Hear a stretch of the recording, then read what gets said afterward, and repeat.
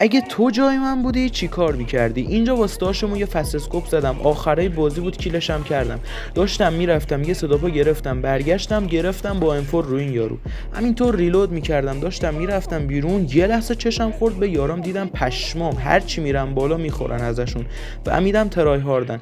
یه اینجا یه ریفیتر انداختم، حالا اینجا رو داشته باش، یه ترای هاردی اومد از ترسش یه تیر انداخت رفت.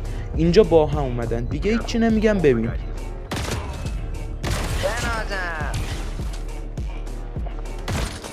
آدی من چرا اکران نگیستم شیرمردی واسه خودش. گفتم بذار پرچم بزنم نذاشتی. ولی چه فایده که یکی ریختن سر